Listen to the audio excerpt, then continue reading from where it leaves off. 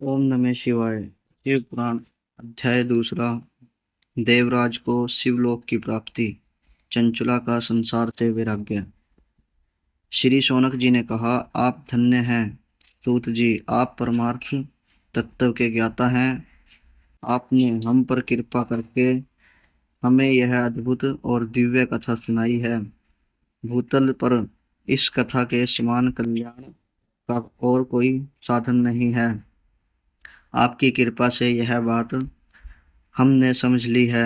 सूत जी, इस कथा के द्वारा कौन से पापी शुद्ध होते हैं, उन्हें कृपा पूर्वक बताइए। इस जगत को कृतार्थ कीजिए।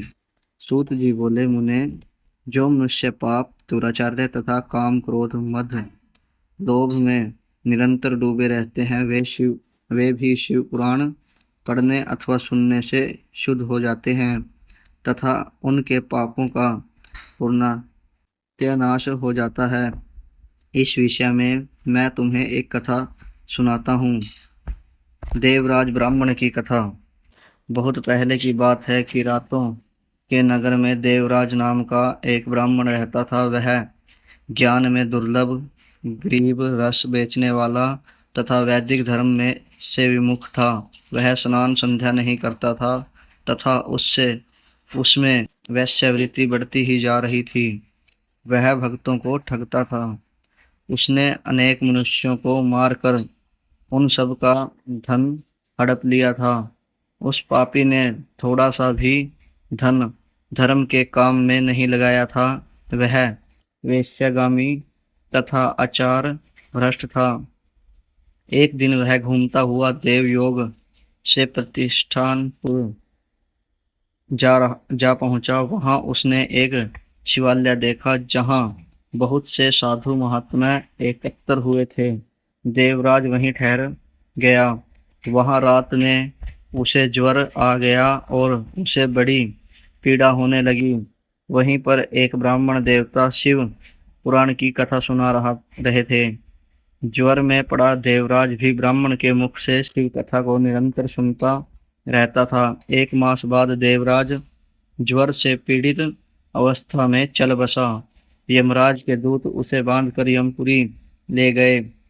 तभी वहां शिवलोक से भगवान शिव के पार्षद गण आ गए। वे कपूर के समान उज्जवल थे। उनके हाथ में त्रिशूल, संपूर्ण शरीर पर भस्म और गले में रुद्राक्ष की माला उनके शरीर की शोभा बढ़ा रही थी। उन्होंने यमराज के दूतों को मार पीट कर देवराज को यमदूतों के चंगुल से छुड़वा लिया और वे उसे अपने अद्भुत विमान में बिठाकर जब कैलाश पर्वत पर ले जाने लगे तो यमपुरी में कोलाहल मच गया, जिसे सुनकर यमराज अपने भवन से बाहर आए। साक्षात रुद्रों के समान प्रतीक होने वाले इन दूतों का धर्मराज ने विधि पूर्वक पूजन कर ज्ञान दृष्टि से सारा मामला जांच लिया। उन्होंने भय के कारण भगवान शिव के दूतों से कोई बात नहीं पूछी। तत्पश्चात शिवदूत देवराज को लेकर कैलाश चले गए और वहां पहुंचकर उन्होंने ब्राह्मण को करुणा उतार भगवान शिव के हाथों में सौंप दिया। शौनक जी ने कहा, महाभाग सूत जी, आप सर्वज्ञ हैं। आपके कृपा प्रसाद से मैं कृतार्थ हुआ। इस इतिहास को सुनकर मेरा मन नंदित हो गया है। अतः भगवान शिव में प्रेम बढ़ाने वाली दूसरी कथा भी कहिए। जय शिव शंकर भोलेनाथ की जय हो।